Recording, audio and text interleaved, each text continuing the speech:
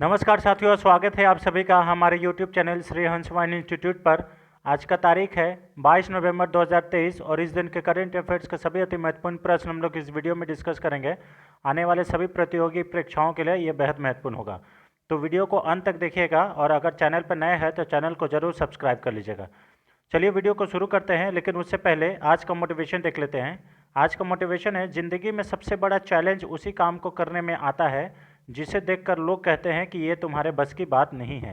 बिल्कुल सही बात है। आप उस काम को करने में बहुत ही और भी शिद्दत से करने लगते हैं जब आपको उसमें लोगों की ये सुनना पड़ता है कि नहीं नहीं ये तो तुमसे नहीं हो पाएगा, और जब ये आप काम करके दिखा देते हैं तो लोग वही राय को खुद में खुद बदल लेते हैं और बोलते हैं नहीं नहीं मैं तो यही बोला था कि यही लड़का कर सकता है ना। तो चलिए आप उस काम को बहुत शिद्दत से करते रहिए और आगे बढ़ते रहिए अपने लक्ष्य के प्रति। चलिए इसी मोटिवेशन के साथ आज का पहला क्वेश्चन देख लेते हैं। आज का पहला क्वेश्चन है, बहुत ही इंपॉर्टेंट है इंटरनेशनल पॉइंट ऑफ व्यू से, इंटरनेशनल न्यूज़ के पॉइंट ऑफ व्यू से। हाल ही में कॉमेडी के लिए अंतर्राष्ट्रीय एमी पुरस्कार किसने जीता है? तो देखिए कॉमेडी के कैटेगरी में एमी पुरस्कार जो है अभी वीर दास के द्वारा, कॉमेडियन वीर दास के द्वारा जीता गया है। ऑप्शन नंबर ए इसका सही आंसर है। ठीक है, अब यहाँ पे देखिए मशहूर कॉमेडियन वीर दास कॉमेडी के लिए इंटरनेशनल एमी पुरस्कार जीते हैं। ठीक है, और इनके साथ वीर दास और डेरी गर्ल्स सीजन 3 ने कॉमेडी के लिए इंटरनेशनल एमी अवार्ड जीता है। उसके साथ ये देखिए उनके उनके जो वीर दास के नेटफ्लिक्स कॉमेडी स्पेशल शीर्षक वीर दास लैंडिंग के लिए पुरस्कार मिला है। वीर दास लैंडिंग के लिए यह वीर दास का दूसरा अंतर्राष्ट्रीय एमी नामांकन है। वह भारत के आधुनिक स्टैंड अप कॉमेडियन हास्य के अद्भुत में से एक हैं। वह 100 से अधिक स्टैंड अप शो में दिखाई दिए हैं और 15 से अधिक फिल्मों में भी अभिनय किए हुए हैं। 2021 में उन्होंने वाशिंगटन डीसी के जॉन एफ कैनेडी सेंटर में प्रदर्शन किया था और इसके बाद ये विवादों में छिड़ गए, मतलब विवादों में घिर गए थे। ठीक है, यूके के अभिनेता मार्टिन फ्रेमिन ने सर्वश्रेष्ठ अभिनेता का पुरस्कार जीता है, जबकि मैक्सिको की कार्ला सूजा को सर्वश्रेष्ठ अभिनेत्री का पुरस्कार मिला है। ठीक है, ये याद कर लीजिएगा। उसके बाद मरियुपोल द पीपल्स स्टोरी की अंतर्राष्ट्रीय एमी अवार्ड से सर्वश्रेष्ठ वृत्त चित्र के रूप में नामित किया गया है और द एम्प्रेस को सर्वश्रेष्ठ ड्रामा सीरीज के रूप में मान्यता दी गई है, यानी कि सबसे बढ़िया। और भारत की जो एकता कपूर है इसको इंटरनेशनल एमी डायरेक्टर अवार्ड मिला है, ये याद कर लीजिएगा।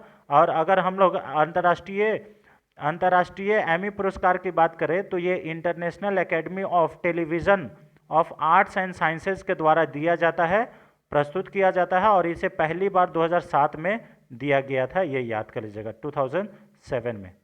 चलिए यहाँ पे कुछ इंपॉर्टेंट ये है आपके वीर दास, इसे याद कर लीजिएगा, ये स्टैंड अप कॉमेडियन है। कुछ अवार्ड्स एंड ऑनर्स की बात करें, जो पहला है the first women to bag Dhahan prize for Punjabi literature, ये है दीप्ति बपूता। उसके बाद first prize for best state in inland fisheries, ये उत्तर प्रदेश को मिला है।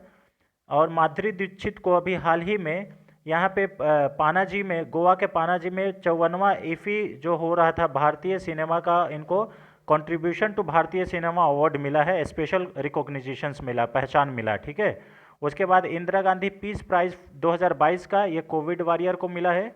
निकारागुआ की साइनिस पैलोसियस को अभी मिस यूनिवर्स 2023 चुना गया है, 72वां मिस यूनिवर्स बनी है।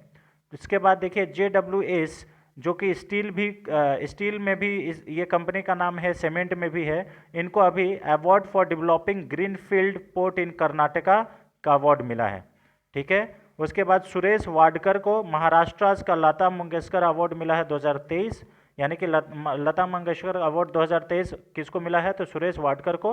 पाकिस्तान बेस्ड स्टार्टअप, उसका नाम क्या है? शी गार्ड, ये इनको अभी ये लोग टॉप क्लाइमेट इनोवेशन कंपटीशन जीते हैं। उसके बाद सलमान रुश्दी को क्या मिला है? तो life time disturbing the peace award मिला है।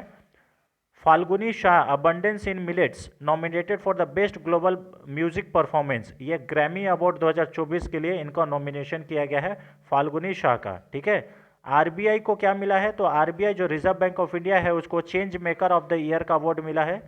और अपोलोनरीज डिसूजा को 19वां कलाकार पुरस्कार अवार्ड से नवाजा गया है। एमिनेंट राइटर, एक राइटर हैं टी पद्मनाभन, इनको केरला का ज्योति अवार्ड मिला है, ये याद कर लीजिएगा, इंपॉर्टेंट है ये सब अवार्ड्स आने वाले सभी एग्जाम्स के लिए। अब यहाँ देखिए, पियरी एगोस्टिनी, फ्रैंक क्रॉज और एनी एल ह्यूलियर को नोबेल प्राइज इन फिजिक्स मिला है। उसके बाद सुधा मूर्ति को ग्लोबल इंडियन अवार्ड से नवाजा गया है। मोंगली D Bawendi, Louis E Brus and Alexei आई को नोबेल प्राइज इन केमिस्ट्री मिला है। जॉन फोसे को नोबेल प्राइज इन लिटरेचर मिला है। नरगिस मोहम्मदी को नोबेल पीस प्राइज मिला है। माइकल डगलस को लाइफ टाइम अचीवमेंट अवार्ड मिला है। गाइडेंस तमिलनाडु को ये जो मिला है यूनाइटेड नेशंस प्रमोशन अवार्ड, इसे याद कर लीजिएगा, ठीक है। ये सब कुछ इंपॉर्टेंट जो अवार्ड्स है ना फ्रेंड्स, आने वाले सभी एग्जाम्स के लिए बेहद महत्वपूर्ण होगा, ठीक है। यहाँ पे देखिए, वीके सिंह और डॉक्टर जलजीत सिंह खत्री को गोल्डन पीकॉक अवार्ड मिला है। शक्तिकांत दास जी को A+ ranking in global finance का अवार्ड मिला है। Institute of chartered accountant of India यानी कि ICAI को आईसर ऑनर्स अवार्ड मिला है, यानी कि ISAR अवार्ड मिला है। केरला ग्रामीण बैंक को अशोचम अवार्ड मिला है। उधमपुर मिलिट्री स्टेशन को बेस्ट ग्रीनफील्ड मिलिट्री स्टेशन का अवार्ड मिला है। अशोक गाडगिल एंड सुब्रा सुरेश, ये इनको USA के द्वारा national medal of technology and innovations and national medal of science का अवार्ड मिला है। DY चंद्रचूड़ यानी कि धनंजय वाई चंद्रचूड़ को ग्लोबल लीडरशिप का अवार्ड मिला है। और ये हमारे CJI हैं, chief justice of India. Smita Sharma को महात्मा अवार्ड्स मिला है, इसे याद कर लीजिएगा, ठीक है। कुछ हम लोग अभी वर्ल्ड कप से रिलेटेड भी इसमें क्वेश्चंस को ऐड कर दिए हैं। तो ये देखिए, प्लेयर ऑफ द मैच का अवार्ड ट्रेविस हेड को मिला है। 137 रन बना के एक कैच भी लिए हैं इसके लिए। मोस्ट रन, सबसे ज़्यादा रन का अवार्ड किनको मिला है? विराट कोहली को, 765 रन 11 इनिंग्स में। हाईएस्ट स्कोर ग्लेन मैक्सवेल का है, 201 रन, किसके खिलाफ? तो अफगानिस्तान के खिलाफ। कहाँ पे? वानखेड़े, मुंबई में। मोस्ट 100, सबसे ज़्यादा 100 किनका है? तो क्वांटम डिकॉक का, जो कि साउथ अफ्रीका के खिलाड़ी हैं। 400 है, ठीक है ना। 4 शतक लगाए हैं वर्ल्ड कप में। मोस्ट 50s विराट कोहली, 6 अर्धशतक है विराट कोहली का। सबसे ज़्यादा विकेट मोहम्मद शमी का, 24 विकेट 7 इनिंग्स में। और एक मैच में सबसे ज़्यादा विकेट लेने वाले भी कौन है? मोहम्मद शमी है, 7 विकेट लेके 57 रन देके 7 विकेट, और न्यूजीलैंड के विरुद्ध वानखेड़े में ही, ठीक है ना। मोस्ट सिक्सेस, सबसे ज़्यादा इस वर्ल्ड कप में छक्का कौन लगाए हैं? तो Rohit Sharma, 31 sixes. Most catches Daryl Mitchells, ये 11 कैचेस लिए हैं। उसके बाद मोस्ट डिसमिशल, ये क्वांटम डिकॉक 20 डिसमिशल, यानी कि विकेट के पीछे किसको आउट किए हैं सबसे ज़्यादा बार। और सबसे ज़्यादा स्ट्राइक रेट किसका है? तो ग्लेन मैक्सवेल का, 150.37। तो कुछ ये वर्ल्ड कप का भी हम लोग इसमें शामिल कर दिए हैं, ठीक है। आइए क्वेश्चन नंबर 2 पे आते हैं। हाल ही में लग्जमबर्ग के नए प्रधानमंत्री कौन बने हैं? तो ये बने हैं लग फ्राइडेन। ऑप्शन नंबर B इसका सही आंसर है, ल्यूक फ्राइडेन, है ना। ल्यूक फ्राइडेन लग्जमबर्ग के नए प्रधानमंत्री बने हैं, ठीक है। ल्यूक फ्राइडेन ये पहले पूर्व वित्त मंत्री भी रह चुके हैं, इसलिए याद कर लीजिएगा। और इनको ल्यूक फ्राइडेन एक सरकारी संगठन का नेतृत्व कर रहे हैं, जिनमें उनकी EIE डेमोक्रेटिक पार्टी के साथ साथ पूर्व प्रधानमंत्री जेवियर बेटेन की उदारवादी पार्टी भी शामिल है। उनकी क्रिश्चियन सोशल पीपल्स पार्टी ने पिछले महीने चुनाव जीता था। 16 नवंबर 2023 को क्रिश्चियन सोशल पीपल्स पार्टी ने लगभग 6 सप्ताह की बातचीत के बाद बेटेल की डेमोक्रेटिक पार्टी के साथ गठबंधन समझौते पर हस्ताक्षर किए, यानी कि ये लोग गठबंधन का सरकार बना के ये प्रधानमंत्री बने हैं, ठीक है। लग्जमबर्ग की बात करें, ये पश्चिमी यूरोप में एक लैंडलॉक कंट्री है। इसकी सीमा जो है पश्चिम और उत्तर में बेल्जियम से लगता है, पूर्व में जर्मनी से लगता है, दक्षिण में फ्रांस से लगता है, यानी कि ये लैंडलॉक कंट्री है। इसकी राजधानी और सबसे अधिक जनसंख्या वाला जो शहर है वो लग्जमबर्ग ही है, ये भी याद कर लीजिएगा। इसका मुद्रा जो है ये यूरो है, ठीक है, ये कि यूरोपीय देश है इसीलिए, ठीक है ना, ये याद कर लीजिएगा। चलिए, ये है लग्जमबर्ग, और प्रधानमंत्री नरेंद्र मोदी जी ने भी इनको बधाई दिया है, ये याद कर लीजिएगा। कुछ कैपिटल्स और करेंसी और गवर्नमेंट का भी नाम, मतलब हेड ऑफ द गवर्नमेंट का भी नाम है। जैसे अल्बानिया का कैपिटल क्या है? टिराने है, लेक इसका करेंसी है, और प्राइम मिनिस्टर ईडी रमा है। अल्जेरिया का है अल्जेरियन, और यहाँ का करेंसी दिनार। उसके बाद प्राइम मिनिस्टर एमेन दे रहमाने हैं। ये इतना बड़ा बड़ा नाम है, क्या ही बोल सकते हैं ना। Antigua and Barbuda Saint John's इसका जो कैपिटल है, और करेंसी क्या है, East Caribbean dollar. Prime minister Gaston Alphonso Browne. Argentina का ब्यूनस आयर्स कैपिटल है, और यहाँ का पेसो करेंसी है। प्रेसिडेंट अल्बर्टो फर्नांडिस हैं। ऑस्ट्रेलिया का कैपिटल कैनबरा है, ऑस्ट्रेलियन डॉलर यहाँ की करेंसी है। Prime minister Anthony Albanese. ठीक है। ऑस्ट्रिया इसका कैपिटल वियना है, और इसकी करेंसी यूरो है। ठीक है, पहले सीलिंग था, अभी यूरो है। और यहाँ के प्रेसिडेंट जो है Alexander Van der Bellen. Azerbaijan इसकी कैपिटल बाकू है, यहाँ का करेंसी मन्नत है। Prime minister Ali Asadov. ठीक है। बारबाडोस का कैपिटल जो है ब्रिज टाउन है, और बारबाडोस डॉलर यहाँ का करेंसी है। प्राइम मिनिस्टर मिया मोटेली। ठीक है। बेलारूस का कैपिटल जो है वो मिन्स्क है, और करेंसी बेलारूसियन रूबल। और यहाँ के प्रेसिडेंट जो है वो अलेक्जेंडर लुकाशेंको है। ठीक है, जो कि वही रशियन, मतलब रशिया के कहने पे, मतलब पुतिन के कहने पे कुछ भी करने को तैयार रहते हैं। ब्राज़ील का कैपिटल ब्राज़ीलिया है, यहाँ का रियल जो है वो करेंसी है। प्रेसिडेंट ल्यूस इनाक्यो लूला डी सिल्वा हैं, ये याद कर लीजिएगा। कनाडा का कैपिटल ओटावा है, कैनेडियन डॉलर यहाँ का ये है करेंसी है। और जस्टिन ट्रूडो यहाँ के प्राइम मिनिस्टर है, ये याद कर लीजिएगा। चलिए क्वेश्चन नंबर 3 पे आते हैं। यहाँ पे देखिए, ExoMars trace gas orbiter mission किस अंतरिक्ष एजेंसी से संबंधित है? तो ये संबंधित है यूरोपीय स्पेस एजेंसी से। ऑप्शन नंबर डी इसका सही आंसर है। और इसमें रोसकोसमोस भी साथ में है, रोसकोसमोस है ना, ये याद कर लीजिएगा। रोसकोसमोस भी साथ में है, दोनों एक संयुक्त रूप से इसका परियोजना है, याद कर लीजिएगा। ठीक है। और ये कैसा मंगल मिशन है, ये याद कर लीजिएगा, यूरोपीय एजेंसी का। ठीक है, इंपॉर्टेंट है। चलिए, ये है यूरोपीय एजेंसी का, और इसके बारे में सारा चीज़ दिया हुआ है, इसमें देख लीजिएगा, इंपॉर्टेंट है। क्वेश्चन नंबर 4 पे आते हैं। हाल ही में पर्यटन मंत्रालय द्वारा अंतर्राष्ट्रीय पर्यटन मार्ट का आयोजन किस संस्थान पर किया जा रहा है? तो ये किया जा रहा है मेघालय के शिलोंग में। ऑप्शन नंबर ए इसका सही आंसर है। एक्चुअली में जो पर्यटन मंत्रालय द्वारा ये शिलोंग में आयोजित इसलिए किया गया है क्योंकि पूर्वोत्तर क्षेत्र की पर्यटन क्षमता को बारे में जागरूकता पैदा करना है, और 21 नवंबर को ही इसका आयोजन किया गया था, यानी कि कल का दिन। ठीक है। यह मंत्रालय द्वारा पूर्वी उत्तरी राज्यों में से एक रोटेशन के आधार पर आयोजित किया जाने वाला वार्षिक कार्यक्रम है। यानी कि आज पूर्वोत्तर में जितने भी 7 राज्य हैं उसमें ये हर साल रोटेशन के वाइज इसका आयोजन किया जाएगा। ठीक है। इस कार्यक्रम का उद्घाटन पर्यटन मंत्री जी किशन रेड्डी जी के द्वारा किया गया था, ये भी याद कर लीजिएगा। और ये 3 दिवसीय कार्यक्रम है, इसे याद कर लीजिए, बहुत ज़्यादा इंपॉर्टेंट है। ठीक है ना। इसमें लाइफ मिशंस के बारे में भी चर्चा की गई थी। ठीक है। और यहाँ पे देखिए, आयोजन के दौरान 8 उत्तर पूर्वी राज्य अपने नए गंतव्य और अपने राज्यों में नए अवसरों पर अपडेट पेश करेंगे। सरकारी और निजी क्षेत्रों दोनों क्षेत्रों में पैनलिस्ट के साथ साथ ज्ञान सत्र और पैनल चर्चा क्षेत्र में कनेक्टिविटी की प्रगति और विकास पर भी चर्चा विमर्श होगा। ठीक है। मेघालय की बात करें तो राजधानी शिलोंग है। स्थापना 1 अप्रैल 1970 को। यहाँ का मुख्यमंत्री कॉनराड सांगमा है, और आधिकारिक भाषा गारो एवं खासी है। यहाँ पे 3 पहाड़ियाँ पाई जाती है, गारो, खासी, जैंतिया, और यहाँ पे जनजाति भी इसी नाम से है।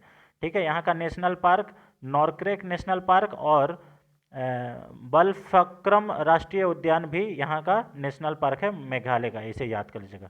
ठीक है। चलिए, उसके बाद ये है इंटरनेशनल टूरिज्म्स।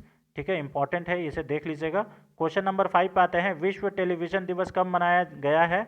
तो विश्व टेलीविज़न दिवस जो है ये 21 नवंबर को मनाया जाता है। ऑप्शन नंबर सी इसका सही आंसर है। ठीक है। विश्व टेलीविज़न 1996 से हर साल इस 21 नवंबर को मनाया जाता है। ये वैश्वीकरण और संचार में टेलीविज़न के मूल्य को उजागर करने के लिए मनाया जाता है। संयुक्त राष्ट्र महासभा ने 1996 में 21 नवंबर को इस दिवस को घोषित किया था, इसे याद कर लीजिएगा। ठीक है, इंपॉर्टेंट है। अब यहाँ पे आइए, ये विश्व शाकाहारी दिवस 1 नवंबर को। ऑल सेंट्स डे ये भी 1 नवंबर को। राज्य उत्सव कर्नाटक दिवस 1 नवंबर को। ऑल सोल्स डे ये 2 नवंबर को। परुमाला पेरुनलन दिवस ये 2 नवंबर को।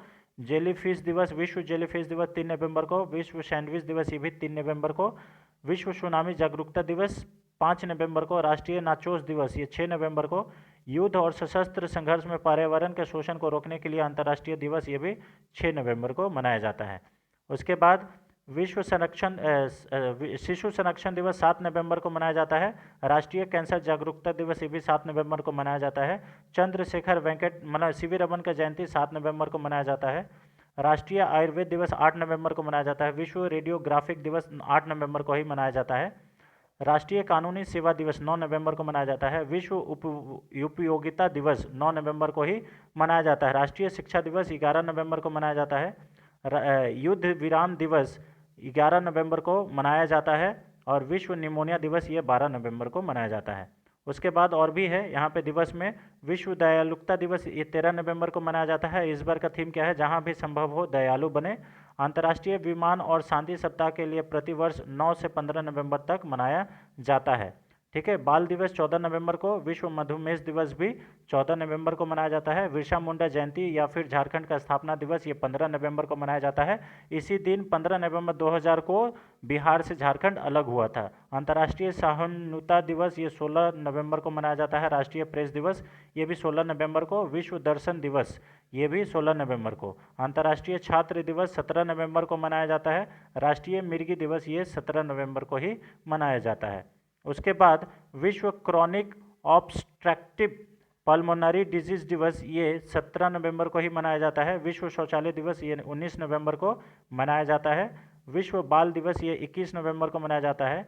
विश्व मत्स्य पालन दिवस ये 21 नवंबर को मनाया जाता है और विश्व टेलीविज़न दिवस ये भी 21 नवंबर को मनाया जाता है। तो ये रहे कुछ अभी तक के नवंबर के दिवस जो कि आने वाले सभी प्रतियोगी परीक्षाओं के पॉइंट ऑफ व्यू से बेहद महत्वपूर्ण है। इसे आप लोग जरूर देख लीजिएगा। ठीक है, चलिए क्वेश्चन नंबर 6 पे आते हैं। हाल ही में राष्ट्रपति द्रौपदी मुर्मू ने 1 दिसंबर 2023 को निम्नलिखित में से किस मेडिकल कॉलेज को प्रेसिडेंट कलर अवार्ड से नवाजेंगी। ठीक है, तो 1 दिसंबर को ये ऐसा कार्यक्रम होगा। तो अभी किस मेडिकल कॉलेज को प्रेसिडेंट कलर अवार्ड मिलेगा, तो ये मिलेगा armed forces medical college Pune को, है ना, ये याद कर लीजिएगा। सशस्त्र बल मेडिकल कॉलेज पुणे को प्रेसिडेंट कलर अवार्ड मिलेगा। ये बहुत ही इंपॉर्टेंट क्वेश्चन है ना, ये आएगा एग्जाम्स में। ऑप्शन नंबर ए इसका सही आंसर है।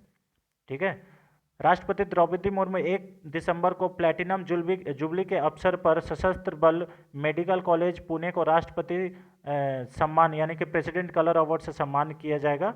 और ये प्रमुख सशस्त्र बल चिकित्सा सेवा जो है प्रतिष्ठित है, ये भारत के अग्रणी मेडिकल कॉलेज में से एक है, इसे याद कर लीजिएगा। ठीक है, उसके बाद यह पुरस्कार राष्ट्र के प्रति उसकी गौरवशाली 75 वर्ष की सेवा को मान्यता देने के लिए दिया जा रहा है। यानी कि ये जो मेडिकल कॉलेज है इसका मतलब 75 साल में गोल्डन जुबली प्लैटिनम जुबली मनाया जा रहा है, इसके उपलक्ष्य में इसको दिया जा रहा है। इस संस्थान के पूर्व छात्रों ने स्वास्थ्य सेवा वितरण और अनुसंधान के उत्कृष्ट योगदान में दिया है। इसलिए देखिए, सबसे पहले भारतीय नौसेना को 17 मई 1951 को डॉक्टर राजेंद्र प्रसाद के द्वारा राष्ट्रपति उपाधि प्राप्त करने वाली पहली भारतीय सशस्त्र सीमा बल थी। यानी कि पहले भारतीय, अगर आर्म्ड फोर्सेस में बात करें, जो कि प्रेसिडेंट कलर अवार्ड मिला है वो मिला है भारतीय वायुसेना को। और कब मिला है? 17 मई 1951 में। प्रेसिडेंट कलर अवार्ड को निशान के नाम से भी जाना जाता है, इसे याद कर लीजिएगा। ठीक है, निशान के नाम से। ठीक है, यहाँ देखिए, Indian navy was the first Indian armed forces to receive president colour by doctor Rajendra Prasad on 17 May 1951, इसे याद कर लीजिएगा। क्वेश्चन नंबर 7 पे आते हैं। हाल ही में पृथ्वी के कोर में बनी एक नई रहस्यमय परत का नाम क्या है? तो अभी देखिए, जो पृथ्वी का कोर में एक नई परत बन गया है, एक नया लेयर बन गया है, उस लेयर का नाम है ई प्राइम लेयर। ऑप्शन नंबर 20 का सही आंसर है ई प्राइम लेयर। ठीक है, इसे याद कर लीजिएगा। इसका निर्माण सतही जल के पृथ्वी की गहराई में प्रवेश करने के कारण हुआ है, जिसने पृथ्वी के सबसे बाहरी क्षेत्र को संरचना को बदल दिया है। ठीक है, इस नवीनतम शोध से पता चलता है कि सतह के पानी को ले जाने वाली टेक्टोनिक प्लेटें इसी पृथ्वी की गहराई तक पहुंचता है। ठीक है, कॉरमेंटल सीमा तक पहुंचने पर पानी ने सिलिकॉन के साथ प्रतिक्रिया की और बाहरी कोर पर हाइड्रोजन समृद्ध सिलिकॉन सहित सिलिकॉन रहित परत का भी निर्माण किया। ये थोड़ा याद कर लीजिएगा। ठीक है, इस प्रक्रिया से उत्पन्न सिलिकॉन क्रिस्टल मेटल में से मिश्रित हो जाते हैं। ये अध्ययन शोधकर्ताओं की एक अंतर्राष्ट्रीय टीम के द्वारा की गई है। ठीक है, इसे याद कर लीजिएगा। पृथ्वी में 4 प्राथमिक परतें शामिल है, क्रस्ट, मेंटल, बाहरी कोर और आंतरिक कोर, यानी कि इंटरनल कोर और एक्सटर्नल कोर। ठीक है, चलिए क्वेश्चन नंबर 8 पे आते हैं। निम्नलिखित में से किसके बीच पारंपरिक और पूरक चिकित्सा परियोजना सहयोग समझौते पर हस्ताक्षर हुआ है? तो ये हुआ है आयुष मंत्रालय और विश्व स्वास्थ्य संगठन के बीच। ऑप्शन नंबर ए इसका सही आंसर है, विश्व स्वास्थ्य संगठन के बीच हुआ है। ठीक है, ये यहाँ पे विश्व स्वास्थ्य संगठन के जो हेड हैं, डायरेक्टर हैं, वो अभी कौन है? तो डॉक्टर टेड्रोस एधनोम है, इसे याद कर लीजिएगा, इम्पॉर्टेंट है। ठीक है ना, यहाँ पे देखिए आयुष मंत्रालय और विश्व स्वास्थ्य संगठन के द्वारा पारंपरिक और पूरक चिकित्सा परियोजना का सहयोग साझेदारी पर हस्ताक्षर किया गया है।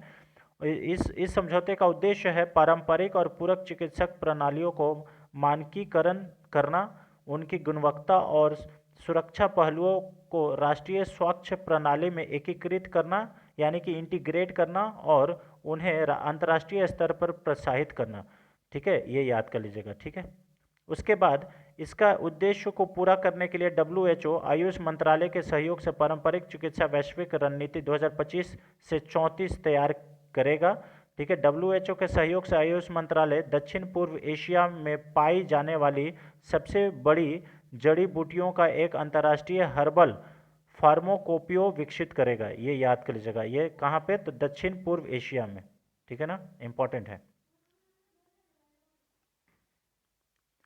इस समझौते का पहला चरण जो है वो 2023 से 2028 तक, यानी कि 5 साल के लिए किया जाएगा। आयुष मंत्रालय पहले ही WHO के साथ 2 परियोजना सहयोग समझौते पर हस्ताक्षर कर चुका है। ठीक है, चलिए क्वेश्चन नंबर 9 पे आते हैं। हाल ही में स्टार्टअप डेटा प्लेटफॉर्म ट्रैक्शन के आंकड़ों के अनुसार भारत में निम्नलिखित में से किसमें महिला नेतृत्व वाले स्टार्टअप की संख्या सबसे अधिक है? तो कहाँ पे ऐसा स्टार्टअप है जहाँ पे सबसे ज़्यादा महिला की संख्या है? तो वो है बेंगलुरु में। ऑप्शन नंबर ए इसका सही आंसर है, ये याद कर लीजिएगा। ठीक है, ये कौन है? तो ये एक स्टार्टअप डेटा प्लेटफॉर्म है ट्रैक्शन, इसके द्वारा ये आंकड़ा जारी किया गया है। ठीक है, देखिए जो बेंगलुरु में है यहाँ पे महिलाओं की संख्या 1783 है स्टार्टअप्स में, और इसके बाद 1480 और 1195, ये 1480 मुंबई में और 1195 दिल्ली में है, ऐसा स्थान है, इसे याद कर लीजिएगा। यानी कि अगर स्टार्टअप्स में महिलाओं की संख्या में अगर रैंकिंग करें तो नंबर 1 पे बेंगलोर, नंबर 2 पे मुंबई, नंबर 3 पे नई दिल्ली, उसके बाद फिर नोएडा, कोलकाता, अहमदाबाद, ये याद कर लीजिएगा। ठीक है, इंपॉर्टेंट है। चलिए भारत में वर्तमान महिलाओं के नेतृत्व वाली 14 यूनिकॉर्न कंपनी है, यानी कि ऐसा यूनिकॉर्न कंपनी जिसका नेतृत्व जो है, जिसका हेड है, वो महिला कर रही है, ऐसा इसमें रिपोर्ट में भी कहा गया है। चलिए क्वेश्चन नंबर 10 पे आते हैं फ्रेंड्स, आज का लास्ट क्वेश्चन। हाल ही में जम्मू एंड कश्मीर के किस जिले के केसर को GI टैग प्राप्त हुआ है? आपको मालूम होगा कि सैफरॉन जो है, केसर है, ऑलरेडी GI टैग कश्मीर में मिला है, लेकिन इस बार नए जिले को मिला है। तो ये जिला कौन सा है? किश्तवाड़ जिला है। ऑप्शन नंबर ए इसका सही आंसर है, किश्तवाड़ जिले को GI टैग मिला है। ऑप्शन नंबर ए इसका सही आंसर है। जम्मू एंड कश्मीर के किश्तवाड़ जिले को केसर की GI टैग मिला है। केसर की खेती जम्मू एंड कश्मीर के ऊंचे इलाकों में की जाती है। ये मसाला कश्मीर के कुछ हिस्सों में के साथ साथ जम्मू के किश्तवाड़ जिले में भी उगाया जाता है। ठीक है, किश्तवाड़ के केसर उत्पादक क्षेत्र में स्थानीय तौर पर मंडल कहा जाता है, ये याद कर लीजिएगा, मंडल। ठीक है ना, अब यहाँ पे हम लोग कुछ GI टैग के बारे में बात कर लेते हैं। जैसे रसगुल्ला कहाँ का GI टैग है? उड़ीसा का, और यहाँ का भी वेस्ट बंगाल का भी। ब्लैक राइस, ये मतलब काला चावल, मणिपुर का GI टैग है। कंदमल हल्दी, ये उड़ीसा का ही GI टैग है। मलाई पोंडू फ्रॉम कडाई कलन, ये तमिलनाडु का GI टैग है। कश्मीर सैफरॉन, कश्मीर जम्मू एंड कश्मीर का है। मरम, ये जो है ये मिजोरम का है। पौड्रम, ये भी मिजोरम का है। नोगेटर, ये भी मिजोरम का है। और ये सब देखिए, ये ऐसा नाम है कि उच्चारण ही नहीं होगा, इसको देख लीजिएगा। ईदू मिस्मी टेक्सटाइल जो है ये अरुणाचल प्रदेश का GI टैग है, इसे याद कर लीजिएगा। उसके बाद देखिए श्रीपुलीपुटूर पालकोवा, ये तमिलनाडु का GI टैग है। मिजो पोंचोई, ये मिजोरम का है। गुलबर्गा तूर दाल, ये कर्नाटक का जीआई टैग है। तितूर बेटेल लीफ, ये केरला का जीआई टैग है। खोला चिली, ये गोवा का जीआई टैग है। कांडीगरी साड़ी, ये तमिलनाडु का जीआई टैग है।